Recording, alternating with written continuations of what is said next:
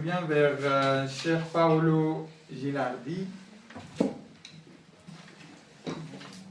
Paolo est un ancien syndicaliste et militant anti-militariste, un membre du comité de solidarité avec les peuples iraniens. Et vraiment, il est à côté de nous dès le début, en tout cas, du soulèvement de Femmes, Vie, Liberté. Et on te remercie et on laisse...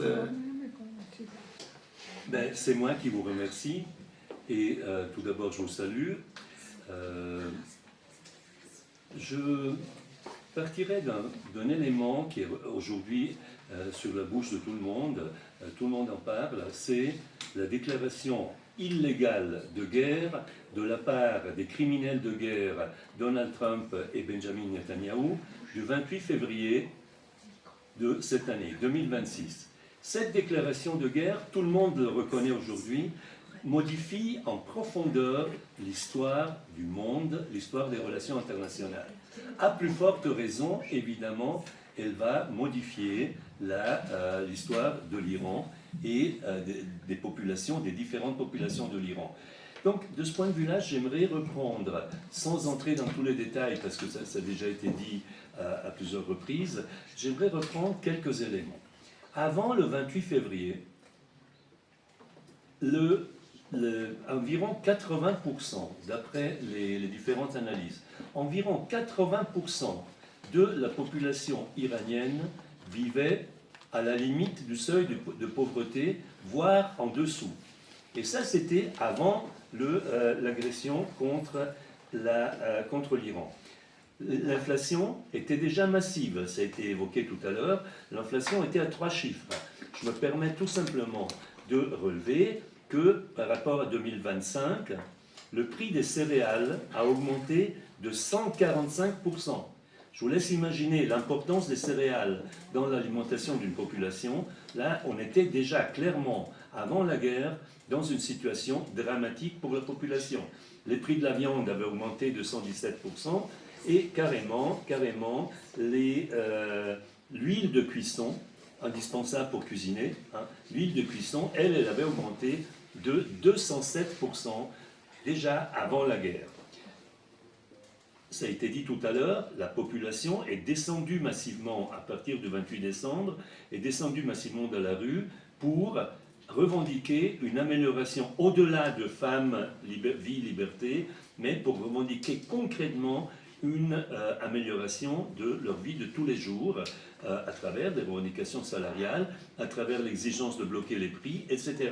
La réponse à ce moment-là du gouvernement et du régime a été celle qui a été décrite tout à l'heure, 36 000 morts au minimum en 2 jours, du 8 au 9 janvier. Ça a été cette logique-là que nous connaissons depuis des années, qui était à l'œuvre avant le début de la guerre. Or, moi je ne suis pas de ceux qui pensent que les ennemis de mes ennemis sont mes amis. Donc Donald Trump et Benjamin Netanyahu ne sont pas mes amis, mais la clique au pouvoir à Téhéran, qui est l'ennemi de Donald Trump et Benjamin Netanyahu, ne fait pas partie non plus de mes amis. Je crois qu'il faut être capable, et il y a un problème dans la gauche européenne aujourd'hui, il faut être capable de sortir de cette logique qui est une logique terrible. Une partie aujourd'hui de la gauche européenne se réjouit de la résistance des mollahs et du régime des mollahs face à l'impérialisme américain. Évidemment que moi je suis ravi que l'impérialisme américain se casse les dents et qu'il constate que le contrôle du détroit d'Ormuz, par exemple, a une certaine importance et ça ne leur appartient pas d'emblée. C'est certain. Mais dans ce contexte, la guerre, la déclaration de guerre, représente quelque chose de nouveau et qui va, et je viendrai tout à l'heure sur l'Organisation internationale du travail, qui va modifier la situation à l'intérieur du pays avec, d'une part, un approfondissement de la misère. Parce que les attaques contre les raffineries, contre les industries sidérurgiques, contre la pétrochimie, contre les centrales électriques qui sont détruites, contre les hôpitaux, contre les écoles, et je ne parle pas des 200 petites filles qui ont été tuées dans le premier bombardement américain, ces attaques, ces destructions provoquent évidemment un chômage massif, rendent une partie de la population se trouve en situation de ne plus pouvoir travailler. Et plus pouvoir travailler, ça signifie ne plus pouvoir encaisser le maigre salaire qui leur était versé avant. Donc il y a une chute massive des revenus des familles. Et il y a, on a cité tout à l'heure la question de la coupure d'Internet. La coupure d'Internet n'est pas seulement une mesure antidémocratique de limitation du droit d'expression. La coupure d'Internet a des effets sur le secteur de l'industrie numérique. L'industrie numérique, d'après les chiffres que j'ai, peut-être, l'industrie numérique en Iran représente 11 millions de personnes. C'est pas peu. 11 millions de personnes qui se voient aujourd'hui privées des possibilités de fonctionnement de leur entreprise, de leur industrie. Et donc on est dans une situation où les spécialistes estiment que la moitié en tout cas de ces 11 millions de personnes, et la moitié ça fait 5 millions et demi, la moitié en tout cas de ces 11 millions de personnes ne s'en remettra pas dans les 10 à 15 années qui viennent, le temps nécessaire pour reconstruire et refaire fonctionner ces infrastructures. Et dans ce contexte, évidemment, il y a une logique de repli de défense nationale. On est agressé, c'est la guerre, ce qui permet au régime d'approfondir la répression, d'attaquer, de continuer à attaquer ceux qui descendent dans la rue, et même ceux qui ne descendent même pas dans la rue, mais qui pensent différemment. Et aujourd'hui, on assiste à quelque chose, d'après les informations qui sortent, on assiste à une intensification drastique de la répression, avec des exécutions quasiment tous les jours, et avec des arrestations de dizaines, voire de centaines de personnes tous les jours. Et dans ce contexte, la décapitation du régime, Trump pensait qu'il suffisait de couper la tête d'Ali Khamenei pour qu'on règle le problème. Mais la décapitation du régime a fait aujourd'hui basculer apparemment à l'intérieur, les rapports à l'intérieur du régime en faveur des gardiens de la révolution, c'est-à-dire en faveur du bras armé, celui qui réprime, mais celui qui est un véritable État dans l'État en Iran. Les gardiens de la révolution ne sont pas seulement une bande d'abrutis qui cassent la figure et qui tirent sur les gens et qui visent la tête.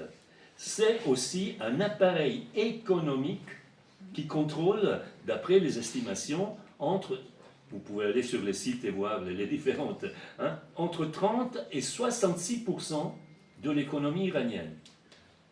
Donc c'est un corps structurel, militarisé, qui a des privilèges dans la société, qui peut tuer et qui en même temps contrôle entre un tiers et les 2 tiers de l'activité économique, notamment dans les ports, dans la construction, dans les télécoms, l'énergie et aussi le commerce extérieur. Et c'est ce régime-là qui s'est renforcé et qui prend le dessus semble-t-il, sur l'appareil religieux, c'est ce corps-là qui est en train de désigner quels seront les syndicalistes, entre beaucoup de guillemets, les syndicalistes qui devraient représenter les travailleuses et les travailleurs d'Iran à l'Organisation internationale du travail. C'est un peu comme si les associations patronales helvétiques suisses décidaient quels sont les syndicalistes, à leurs yeux, les syndicalistes qui devraient représenter la Suisse à l'Organisation internationale du travail.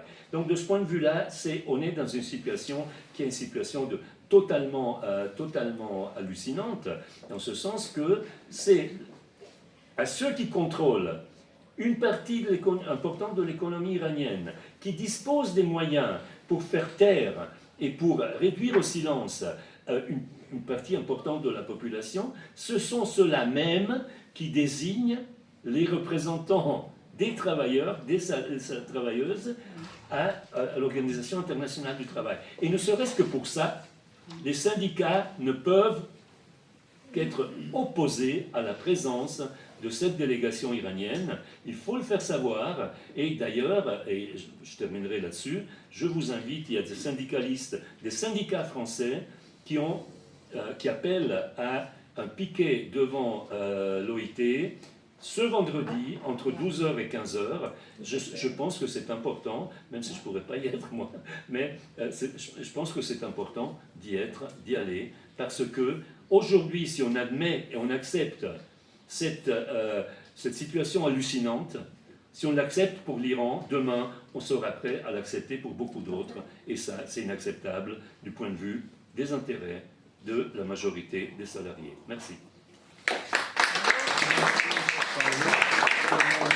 C'était quand l'appel des Français, des syndicats français? Ce vendredi, Ce vendredi.